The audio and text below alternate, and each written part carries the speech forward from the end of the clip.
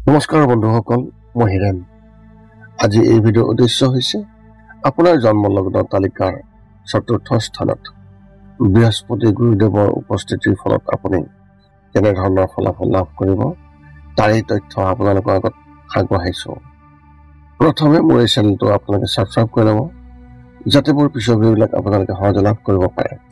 লগতে মোৰ ভিডিঅ' যদি ভাল লাগে তেন্তে লাইক আৰু শ্বেয়াৰ কৰিব, কমেণ্ট কৰি আপোনালোকৰ মনৰ ভাৱ প্ৰকাশ কৰিব। এতিয়া মূল বিষয়লৈ। আজি এই ভিডিঅ'ৰ উদ্দেশ্য হৈছে আপোনাৰ জন্মলগ্ন তালিকাৰ চতুৰ্থ স্থানত বৃহস্পতি গুৰুৰ উপস্থিতিৰ ফলত আপোনালোকে লাভ কৰিবলগীয়া সকলো ফলাফলৰ বৰ্ণন। জ্যোতিষৰ হিচাপত কোৱা হৈছে যে চতুৰ্থ স্থানত বৃহস্পতিৰ উপস্থিতিৰ বাবে সেই ব্যক্তিসকলে অতি সোনকালেই জীৱনত বাহনৰ সুখ লাভ কৰে। ইয়াৰ লগতে সেই ব্যক্তিসকলে সমাজত যথেষ্ট সন্মান লাভ কৰে আৰু লগতে জীৱনত খ্যাতি খুব সুন্দৰকৈ পায়। চতুৰ্থ স্থানত অৱস্থিত বৃহস্পতিদেৱৰ প্ৰভাৱৰ বাবে সেই ব্যক্তিজন বিলাসী ঘৰ আৰু বহু মাটিৰ মালিক হ'ব পাৰে। চতুৰ্থ ঘৰটোক সুখৰ স্থান বুলি ধৰা হয়। জ্যোতিষত আমাৰ সকলোৰে জন্মলগ্ন তালিকাৰ 12টা ঘৰ অৰ্থাৎ ভাৱ আছে। আমাৰ জীৱনৰ প্ৰায় সকলো দিশ এই 12টা ঘৰত চিহ্নিত কৰা হৈছে। এই ঘৰবোৰৰ প্ৰতিটোৱে নিজস্ব ভূমিকা বেলেগ বেলেগ, কিন্তু আমাৰ সকলোৰে জন্ম তালিকাত যদি একে হয় তেন্তে আমাৰ সকলোৰে স্বভাৱ কিয় বেলেগ? ইয়াৰ কাৰণ হ'ল আমাৰ ৰাশিফলৰ এই ঘৰবোৰত থকা 9টা গ্ৰহৰ অৱস্থান। এই ঘৰবোৰত যেতিয়া গ্ৰহবোৰ অৱস্থিত হয় তেতিয়া ই আমাক শুভ আৰু অশুভ এই দুয়োটা দিশতে বিশেষভাৱে প্ৰভাৱিত কৰে। গতিকে এই ভিডিঅ'টোৰ জৰিয়তে আমি আপোনালোকৰ ৰাশিফলৰ চতুৰ্থ স্থানত বৃহস্পতি অৰ্থাৎ গুৰুদেৱৰ কিছু ভাল বেয়া প্ৰভাৱৰ বিষয়ে ক'বলৈ চেষ্টা কৰিছোঁ।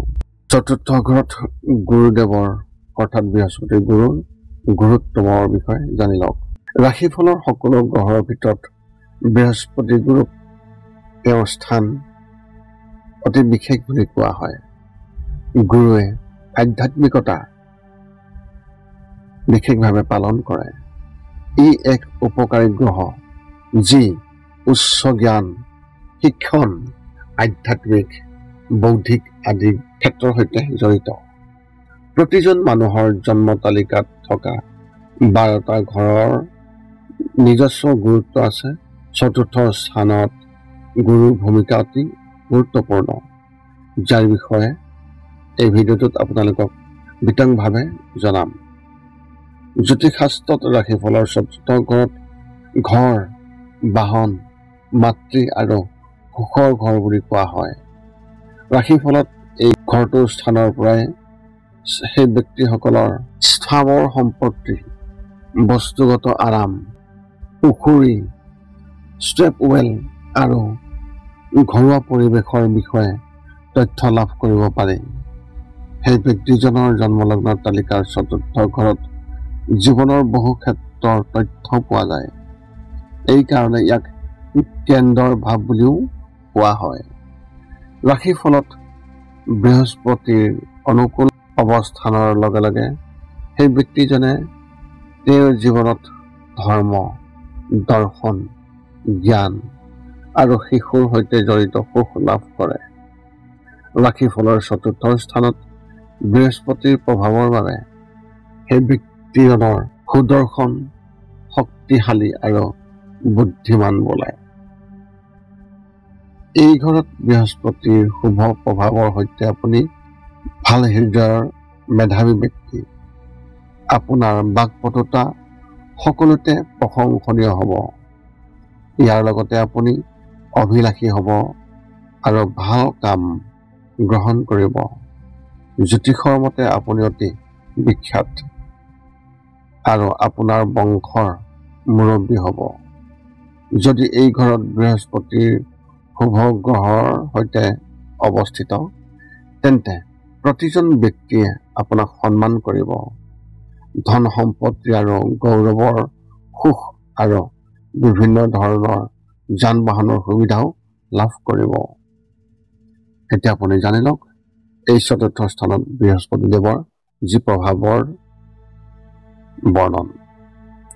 1 নম্বৰত বৃহস্পতিৰ প্ৰভাৱত আপুনি ব্ৰাহ্মণ আৰু সকলো গুৰুক সন্মান কৰিব। গুৰু পূজাৰ প্ৰতি আপোনাৰ আগ্ৰহ সৰ্বাধিক থাকিব। 2 নম্বৰত আপোনাৰ ঘৰটো বহুত ডাঙৰ হ'ব আৰু সকলো ধৰণৰ সা সুবিধাৰে সজ্জিত হ'ব। ইয়াৰ উপৰিও চৰকাৰে প্ৰদান কৰা ঘৰৰ সুখ পাব পাৰে। আপোনাৰ ঘৰখন জ্ঞানৰ ইতিবাচকতাৰে ভৰি পৰিব। 3 নম্বৰত হৈছে আপুনি আপোনাৰ মাৰ পৰা বহুত সুখ আৰু মৰম পাব আৰু আপুনি মাক দেউতাকৰ সেৱাত মগ্ন হৈ থাকিব। ইয়াৰ লগতে জ্যোতিষৰ মতে আপোনাৰ পূৰ্বপুৰুষৰ সম্পত্তিও ৰক্ষা বা অক্লান্ত প্ৰচেষ্টা চলাব লাগিব। 5 নম্বৰ হৈছে আপুনি আপোনাৰ যদি আপুনি ব্যৱসায় কৰে তেন্তে আপোনাৰ ব্যৱসায়ৰ গতি কিছু পৰিমাণে লেহেমীয়া হৈ থাকিব পাৰে। 6 নম্বৰ হৈছে আপুনি চৰকাৰী পৰ্যায়ৰ পৰাও ধন পোৱাৰ সম্ভাৱনা অত্যন্ত প্ৰবল। ইয়াৰ উপৰিও চৰকাৰৰ পৰা ভাল কাপোৰ ফুলৰ মালাও লাভ কৰিব পাৰে।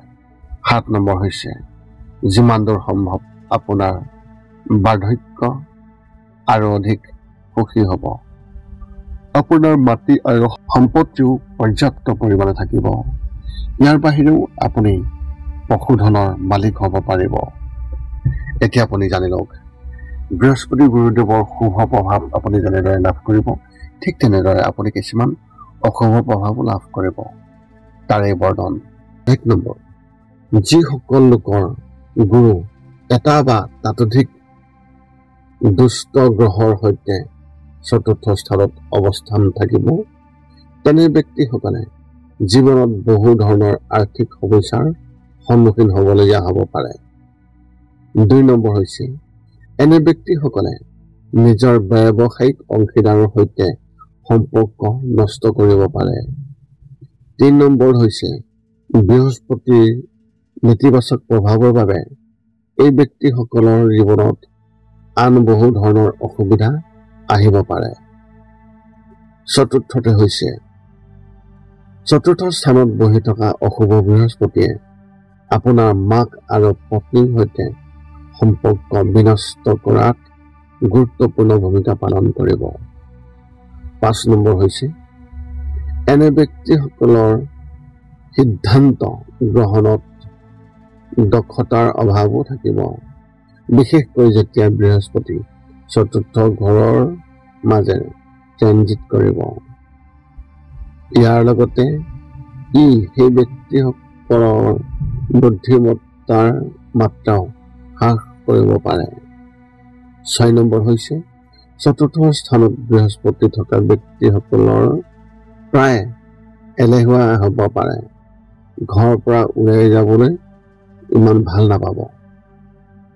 7 নম্বৰত হৈছে এনে ব্যক্তিসকলে নিজৰ ধন সম্পত্তি বিলাসী সামগ্ৰী বিনিয়োগ কৰিব আৰু বৃহস্পতিৰ অশুভ প্ৰভাৱৰ বাবে যথেষ্ট লোকচানৰ সম্ভাৱনাও থাকিব। শেষত এনে ব্যক্তিসকলেও নিজৰ সকলো ধন সম্পত্তি হেৰুৱাব পাৰে। 8 নম্বৰ হৈছে ইয়াৰ বাহিৰেও কোনো অশুভ স্থানত থকা গ্ৰহবোৰৰ বাবে শ্বেয়াৰ বজাৰত আপুনি ডাঙৰ ক্ষতিৰ সন্মুখীন হ'বলগীয়া হ'ব।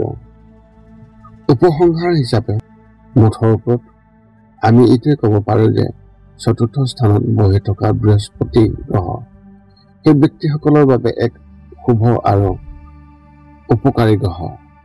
অৱশ্যে ইয়াৰ কিছু নেতিবাচক প্ৰভাৱো আছে, তথাপিও এই নেতিবাচক প্ৰভাৱ বেছি ইয়াৰ ঘৰত এই ঘৰত থকা বৃহস্পতিয়ে সেই ব্যক্তিসকলৰ বহি চেৰেঞ্চৰি ক্ষমতা প্ৰদান কৰে আৰু তেওঁৰ সন্মুখত অহা সমস্যাৰ সৈতে মোকাবিলা কৰাত সহায় কৰে। ইয়াৰ লগতে তেওঁলোকক সকলো প্ৰত্যাহ্বানেৰে বিজয়ী কৰি তোলে। যদি আপোনাৰ মনত এতিয়াও জ্যোতিষ সম্বন্ধে কিবা প্ৰশ্ন আছে তেন্তে আপুনি আমাক এই ভিডিঅ'ৰ তলত কমেণ্ট কৰি অৱগত কৰক আপোনালোকৰ প্ৰশ্ন, আৰু আমি আপোনালোকৰ প্ৰশ্নৰ উত্তৰ দিবলৈ আমি সকলো সময়তে সাজু আছো। এই আছিল এই জন্মলগ্ন তালিকাৰ ৪ৰ্থ স্থানত বৃহস্পতি দেৱৰ উপস্থিতিৰ ফলত আপুনি লাভ কৰিবলগীয়া সম্পূৰ্ণ ফলাফলৰ বৰ্ণন। যদি মোৰ ভিডিঅ'টো ভাল লাগিল তেন্তে লাইক শ্বেয়াৰ কমেণ্ট কৰিব, চেনেলটো ছাবস্ক্ৰাইব কৰি থ'ব যাতে মোৰ ভিডিঅ'বিলাক আপোনালোকে লাভ কৰে আৰু অন্য এটা ভিডিঅ'ৰ জৰিয়তে আপোনালোকৰ লগত সম্পৰ্ক আমি ৰাখিব পাৰোঁ। লগ পাম অন্য এটা ভিডিঅ'ত। আজিলৈ ধন্যবাদ।